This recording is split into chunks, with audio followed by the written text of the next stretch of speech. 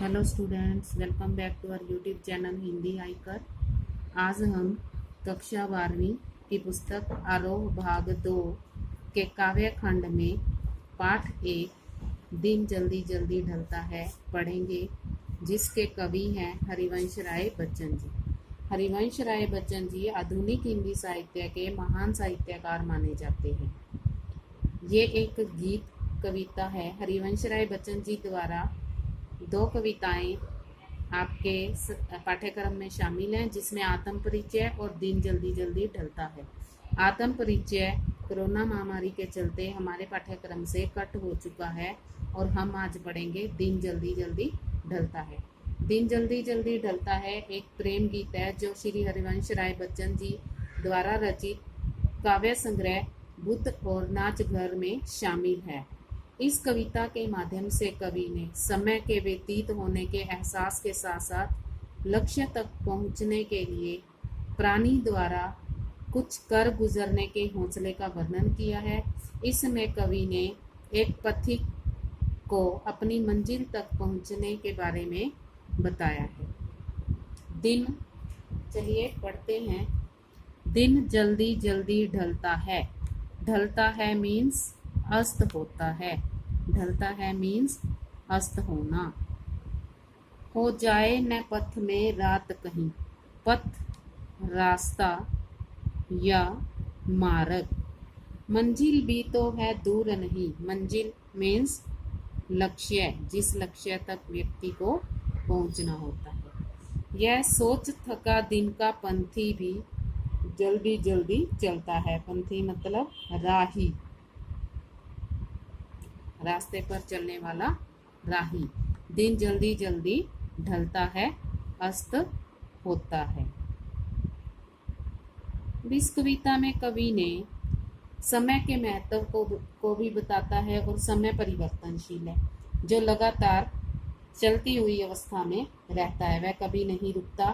समय के इसी परिवर्तन और अभाव को देखकर दिन में चलने वाला राही भी यह सोचकर अत्यंत शीघ्रता से चलता है कि कहीं जीवन रूपी रास्ते में ही रात न हो जाए, जबकि उसकी जो मंजिल है वो अभी दूर नहीं है। फिर भी कवि यह समझाना चाहता है कि मानव जीवन जो है वो क्षण भंगुर है, यानी कि मानव जीवन जो है पल भर में नष्ट होने वाला है। पता नहीं उसे कब मृत्यु आ जाए, पल भर में वो समाप्त हो जाए। अतः उसके पास समय बहुत कम है और उसे अपने रास्ते पर जल्दी जल्दी चलना चाहिए। मनुष्य रूपी यात्री है जो उसकी जीवन में चलने की ये चिंता रहती है कि कहीं रास्ते में ही उसका जीवन जो है वो समाप्त न हो जाए। कहीं यह सोच थका दिन का पंथी जल्दी जल्दी चलता है। इसी सोच में वो, इसी चिंता में वो जल्दी चलता है कि कहीं रास्ते में ही रात न हो जाए और उसकी मंजिल पर पहुंचने से पहले ही वो कहीं उसका जीवन जो है वो समाप्त न हो जाए, क्योंकि समय जो है वो बहुत जल्दी जल्दी बीतता है। जो दिन है वो बहुत जल्दी जल्दी ढल जाता है। अब यहाँ कवि इस कविता के माध्यम से मनुष्य को क्या संकेत कर रहा है कि उसका जो जीवन है वो क्षण भंगुर है। क्षण भंगुर मतलब पल भर में नष्ट होने वाला है और उसे अपने जीवन में जो कार्य हैं वो शीघ्रता से करने चाहिए और चलते चलते कहीं रास्ते में ही रात न हो जाए। अब यहाँ कवि क्या समझाना चाहता है? अब कवि अपनी प्रेमिका से मिलना चाहता है, प्रिय मिलन की कामना रखता है और वो जल्दी जल्दी उसे मिलना चाहता है। इसीलिए वो कहता है कि कहीं दिन ढल ना जाए, कहीं दिन अस्त न हो जाए। बच्चे प्रत्याशा में होंगे। अब यहाँ कवि उदाहरण के माध्यम से समझाता है कि जिस प्रकार चिड़िया आकाश में उड़ती है, बच्चे प्रत्याशा में होंगे। प्रत्याशा मतलब आशा। नीड़ों से झांक रहे होंगे। नीड़ों से, घोंसलों से, नीड़ घोंसला, झांकना, देखना।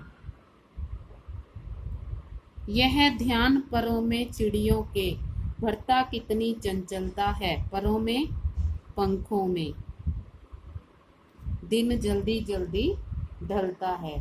अब यहाँ कवि क्या समझाता है? इस काव्यांश में कवि ने अपनी मंजिल की राह पर गए हुए पक्षियों अर्थात प्राणियों के अपने बच्चों के प्रति जो प्रेम भाव है, वात्सल्य के जो भाव हैं, उनका वर्णन किया। वात्सल्य भाव होता है संतान के प्रति प्रेम।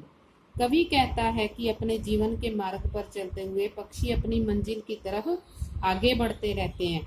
इसी मार्ग पर बढ़ते हुए वो कहता है कि यदि उन्हें अपने बच्चों का ध्यान आ जाता है तो उन्हें लगता है कि बच्चे घोंसलों में उनकी राह देख रहे होंगे और उनके आने की आशा में मन लगाए अपने घोंसलों में झांक रहे होंगे। यह ध्यान उनका चिड़ियों के पंखों में, यह जो ध्यान है यानी कि उनके बच्चों के बारे में जो उनकी सोच है कि उनके बच्चे घर पर अपने घोंसलों में उनका इंतजार कर रहे होंगे, तब जब उनको अपने बच्चों की याद आती है, बच्चों के प्यार की याद आती है, तो उनके पंखों में अधिक स्फूर्ति आ जाती है। कहने का मतलब वो जल्दी जल्दी अपने बच्चों तक पहुंचने की कोशिश करते हैं। दिन जल्दी जल्दी ढल ना जाए, उससे पहले वो अपनी मंजिल तक पहुंच जाते हैं और तेज गति से दिन ढलने लगता है। और इसी प्रकार कवि की इच्छा भी अपनी प्रेमिका से, अपनी प्रिया से मिलने की इच्छा जो है वो तीव्र होती है, क्योंकि जिस प्रकार बच्चों का प्रेम चिड़ियों के पंखों को और तेज कर देता है, उनके उड़ने की रफ्तार को तेज कर देता है कि उनके बच्चे उसका घर पर इंतजार कर रहे हैं। पर यहाँ कवि निराश भी होता है, क्योंकि कवि को पता है कि उससे मिलने वाला कोई नहीं है। मुझसे मिलने को कौन विकल, मुझसे मिलने को कौन विकल, विकल मतलब व्याकुल। मैं हूं किसके हित चंचल, हित मतलब के लिए। यह प्रश्न शिथिल कर देता है, शिथिल मतलब सुस्त करना या ढीला करना या धीमा करना। भरता उर में विह्वलता है, उर हृदय, विह्वलता व्याकुलता, दिन जल्दी जल्दी ढलता है।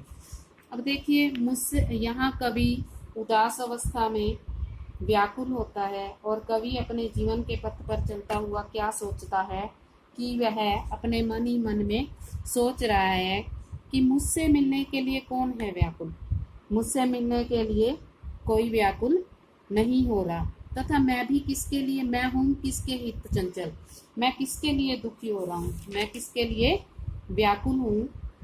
फिर उसका जो चित्त है वो किसके लिए व्याकुल होगा, मेरे मन में किसके प्रति प्रेम तरंग जागेगी। यह जो प्रश्न है उसका, देखो क्वेश्चन मार्क लगा हुआ है यहाँ पर, ये कवि का अपने आप से प्रश्न है कि मेरी चिंता करने वाला तो कोई नहीं है, मैं किसके लिए व्याकुल होऊंगा। यह प्रश्न शिथिल करता पद को, कवि का जो ये प्रश्न है उसके मन को, उसके कदमों को, पद को मतलब पद मतलब कदम, उसके कदमों को धीमा कर देता है, शिथिल कर देता है, कमजोर कर देता है। भरता और में विवलता, जिसकी इतनी सी बात सोचकर कवि ढीला पड़ जाता है, जो उसके हृदय में निराशा और उदासी की भावना पनपने लगती है।